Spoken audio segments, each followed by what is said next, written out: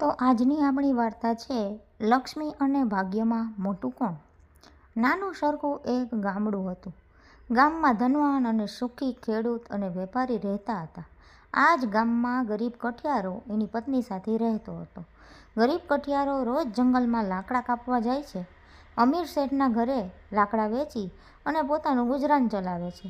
ગરીબ એટલો કે ક્યારેક તો દિવસમાં અનાજનો દાણો પણ પેટમાં ના જતો. એક દિવસ કુલ્હાડી લઈ કઠિયારો જંગલમાં લાકડા કાપી રહ્યો હતો. ત્યારે જ પૃથ્વી ભ્રમણ કરવા નીકળેલા ભાગ્યદેવ અને માતા લક્ષ્મી જંગલમાં આવે છે. ભાગ્ય અને લક્ષ્મીની વચ્ચે વિવાદ ચાલતો હતો કે ભાગ્ય મોટો કે લક્ષ્મી. તો ભાગ્ય કહે કે હું મોટું અને લક્ષ્મી કહે કે હું મોટી. ત્યારે એમની નજર ગરીબ દુખિયારા કઠિયારા ઉપર પડે છે. ભાગ્ય અને લક્ષ્મી નક્કી કરે છે કે આપણે આને અમીર અને સુખ સમૃદ્ધિ આપવું છે. જે કોઈ આના દિવસો સુધારશે એ મોટું. ભાગ્ય બોલ્યું, ઠીક છે.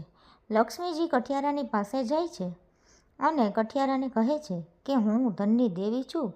તારી ગરીબી જોઈને મને દયા આવે છે એટલે હું તને અનમોલ એક રતન આપું છું. આ ખૂબ જ કિંમતી છે. કિંમતી એટલું કે તારી 7 પેઢી બેસીને ખાઈ શકશે. આ રતન વેચીને તું તારી પરિસ્થિતિને સુધારી દેજે. અને હા, કાલથી તું લાકડા કાપવા આ જંગલમાં ના આવતો. કઠિયારો તો રતન લઈને ખૂબ જ ખુશ થઈ ગયો. લાકડા કાપ્યા વગર જ ઘર તરફ ચાલવા માંડ્યો. ચાલતા ચાલતા એને તરસ લાગી કે નદીના કિનારે પાણી પીવા ઊભો રહ્યો.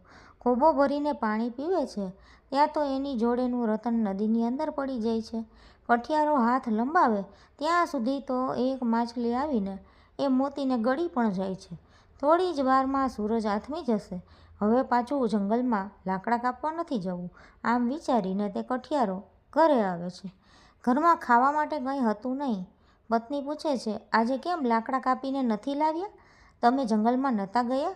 એટલે તે બોલ્યો, જંગલમાં તો ગયો હતો પણ આજે મારા ભાગ્યે મારો સાથ ન આપ્યો એટલે આજની રાત આપણે ભૂખ્યા પેટે વિતાવી પડશે.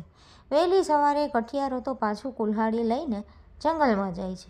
ભાગ્ય અને લક્ષ્મી એ કઠિયારાને જુએ છે. લક્ષ્મી કઠિયારાને પૂછે છે, મેં તને કાલે આટલા કિંમતી રતન આપ્યા હતા તો પછી તું આજે શું કામ લાકડા કાપવા આવ્યો? કઠિયારો બધું કહી સંભળાવે છે. એની વાત સાંભળી માતા લક્ષ્મી ફરીથી એને 9 લખો હાર આપે છે અને હાર આપી અને એમ કહ્યું કે આ એક અનમોલ હાર છે. આને વેચીને તું તારી પરિસ્થિતિ સુધારી લેજે અને કાલથી તું જંગલમાં લાકડા કાપવા ન આવજે. કઠિયારો તો રાજી થઈને લાકડા કાપ્યા વગર જ ચાલવા લાગ્યો. એણે વિચાર્યું કે આજે તરસ લાગે તો પણ પાણી નથી પીવું. વગડાની વચ્ચેથી ચાલી રહ્યો હતો અને ઉપર આકાશમાં એક સમડી ઉડી રહી હતી.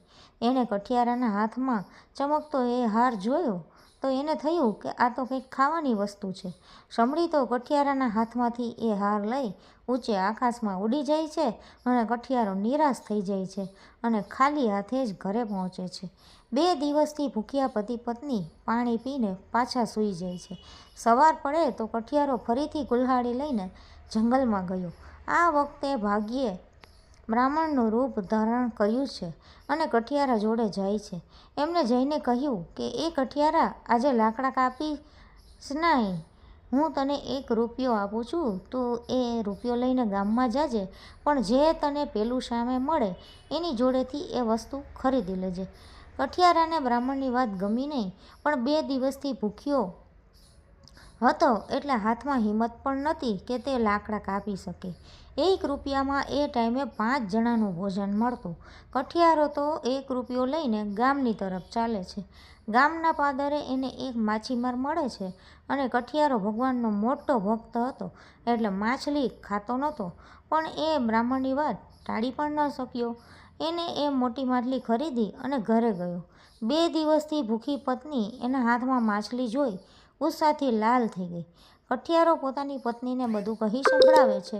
કઠિયારાની પત્ની ગુસ્સાથી એ માછલીને ઝૂંપડીની ઉપર ફેંકી દે છે. એ દિવસે ભૂખ્યો કઠિયારો ઝૂંપડીની બહાર આવીને બેસે છે. ઝૂંપડી ઉપર માછલી પડેલી જોઈ એ કાગડો આવીને માછલી ખાવા લાગે છે. અને તેમાંથી જે 2 રત્નો નીકળ્યા તે કઠિયારાના ખોળામાં પડે છે. કઠિયારાને ખબર પડી જાય છે કે આ તો એ જ માછલી છે કે જે દિવસે પોતાના કિંમતી રતન ગળી ગઈ હતી. કઠિયારો તો રાજી રાજી થઈ ગયો અને ભગવાનને પ્રાર્થના કરતો કહેવા લાગ્યો, હે રામજી, આજે મારું ભાગ્ય જાગી ગયું છે. હવે મારે કાલથી જંગલમાં લાકડા કાપવા નહીં જવું પડે. કઠિયારો તો હાક પાડીને પોતાની પત્નીને કહે છે અને કહ્યું કે ઘરમાં રાંધવાની તૈયારી કર. હું બજારમાં જઈને રતન વેચીને ચોખા શાક સામાન ખરીદી લાવું છું. કઠિયારો તો જાતે રતન લઈને બજારમાં જાય છે અને મોટા ઊંચા ભાવે રતન વેચી ગાડા ભરીને અનાજ અને સામાન લઈને ઘરે આવે છે. ત્યારે પત્ની કહે છે, ચૂલામાં આગ જલાવવા માટે લાકડા નથી, તમે જઈને થોડાક લાકડા લઈ આવો. કઠિયારો વિચાર કરે છે કે આટલી દૂર જંગલમાં લાકડા કાપવા ક્યાં જાઉં? બજારમાં જઈને લાકડા ખરીદીને લઈ આવું ત્યાં સુધીમાં પણ બહુ મોડું થઈ જાય અને ભૂખ પણ બહુ લાગી છે. એની નજર એના ઘરની પાછળ વાડામાં ઊભા એક મોટા વૃક્ષ ઉપર પડે છે. વૃક્ષ ઉપર એક સૂકો લાકડાનો માળો બનાવેલો હતો. કઠિયારો એ વિચારે છે કે ભૂખ તો બહુ લાગી છે અને બજારમાં જઈને આવે તો બહુ વાર થઈ જશે. હાલ પૂરતા મારે મોટા સૂકા લાકડા ઉતારી લઉં છું. અને કઠિયારો ઉપર ચડે છે ત્યારે જોવે છે કે આ તો પેલી સમડીનો જ માળો છે, કારણ કે એમાં 9 લખો હાર પડ્યો હતો. કઠિયારો તો ખુશીથી ભાગ્યને ધન્યવાદ કરતો એ હાર લઈ નીચે ઉતરે છે અને 2 રતન અને હાર વેચી કઠિયારો તો ખૂબ અમીર બની જાય છે. એની પાસે કેટલા વીઘા જમીન અને ગાયો ભેંસોના વાડા થઈ જાય છે અને ખૂબ ધનવાન બની ગયો. હવે તે સુખના દિવસો વિતાવવા લાગ્યો. છેલ્લે ભાગ્ય જીતી જાય છે. જો તમને મારી આ વાર્તા ગમી હોય તો વધુમાં વધુ લાઈક, શેર કરો અને ફોલો કરો.